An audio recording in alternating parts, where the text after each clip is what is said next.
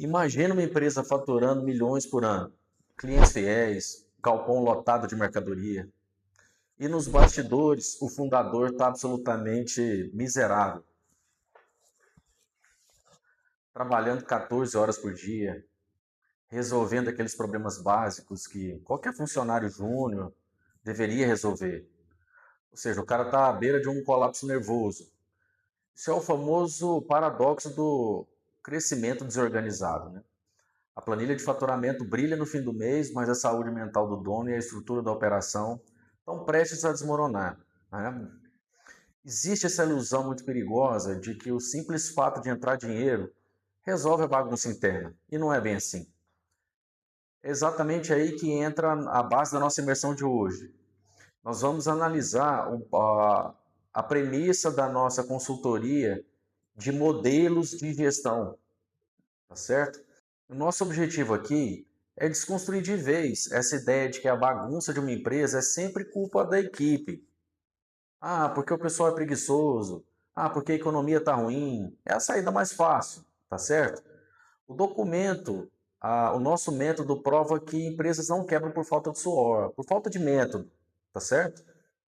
Vamos lá. Como que um dono de empresa que não para um segundo, que carrega tudo nas costas, sente que está enxugando gelo o dia inteiro?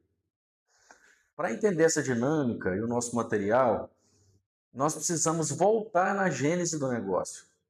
Pensa naquele empreendedor clássico, aquele que começou do absoluto zero, aquele que faz tudo, o exército de um homem só. No começo não tinha departamento nenhum, ele era o departamento. Comprava matéria-prima, fabricava, vendia, entregava e ainda vai o chão no final do dia. E a lógica natural é que o negócio dá certo, começa a entrar dinheiro, ele começa a contratar pessoas, comprar máquinas. Só que esse é o grande ponto de virada. Aquele esforço centralizador que construiu a empresa vira uma armadilha, a armadilha do crescimento. Chega um momento em que aquilo que fez a empresa crescer passa a ser exatamente o que impede ela de continuar crescendo. Por quê? Porque o dono quer continuar aprovando cada compra de caneta, fazendo microgestão, né? Ele vira o diretor financeiro, gerente de RH, chefe de vendas, tudo ao mesmo tempo. Se torna o próprio gargalho da empresa onde ele criou, né? É fácil só culpar a equipe? Vamos ser sinceros. É o que quase todo mundo faz. O empresário olha para o lado e diz: ninguém tem iniciativa, a galera não veste a camisa, né? Culpar a equipe é sem dúvida o caminho de menor resistência. Só que isso é uma miopia gerencial absurda. O nosso modelo traz uma lista de dores com sintomas muito específicos que provam que quase sempre o modelo é o sistema e não as pessoas.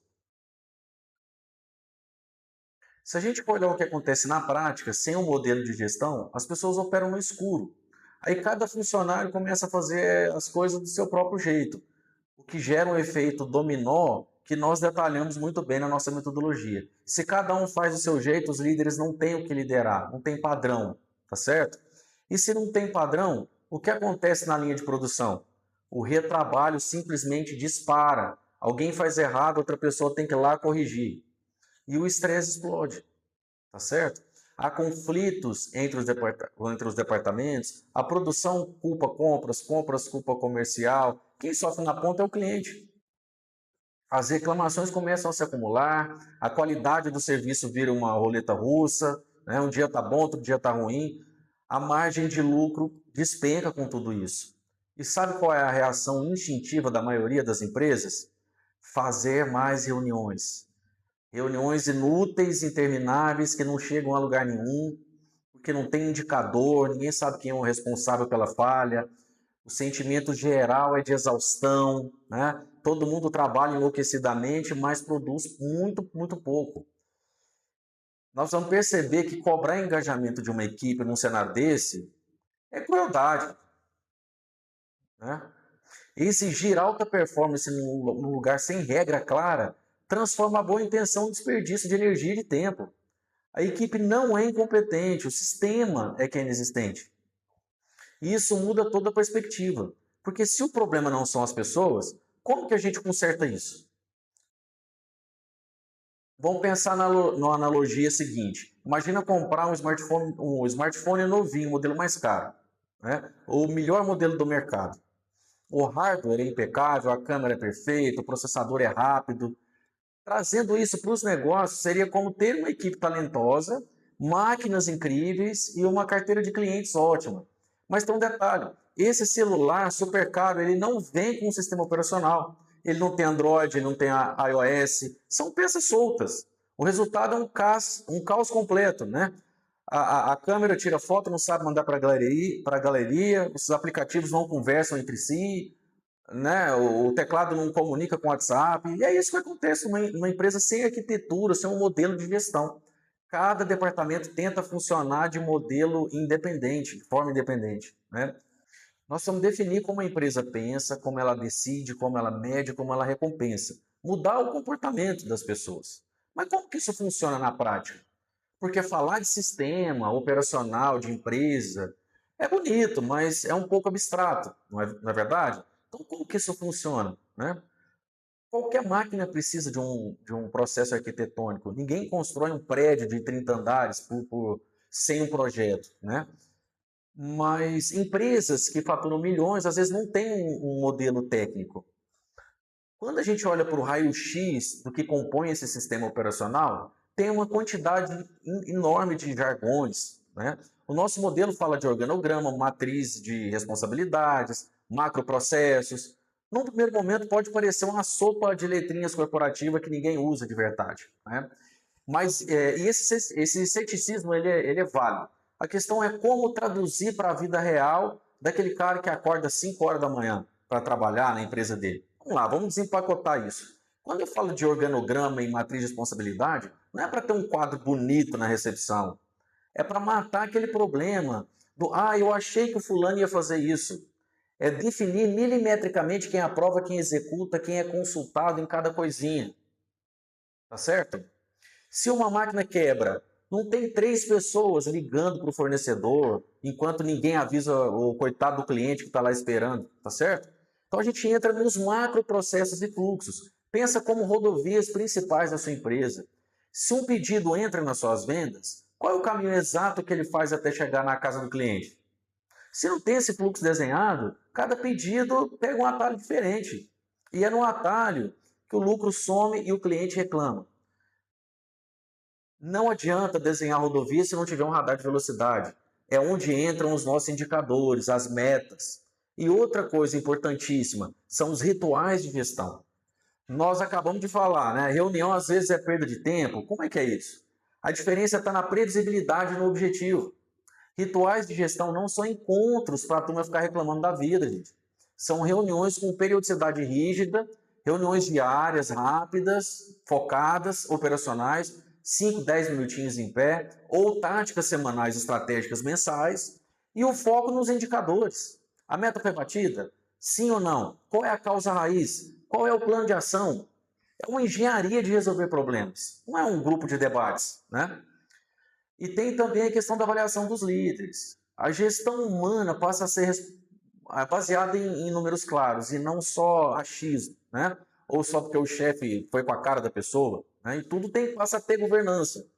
Então, para a gente visualizar o impacto, vamos pensar assim: você pode ter uma oficina de caminhões, por exemplo, né? Vamos pegar como um case. No antes o carro reina, absolutamente. O mecânico faz o freio de um jeito, o outro faz diferente. Um líder grita com todo mundo, enquanto o outro é super passivo. O orçamento de um conserto demora dias para poder sair do seu cliente. Os lucros evaporando. E o dono da oficina lá apagando incêndio, né? Tentando resolver milhões de coisas. Essa é a realidade de milhões de empresários que estão acompanhando a gente aqui. Agora, vamos aplicar o sistema operacional nessa oficina. O que é o depois? Tudo padronizado.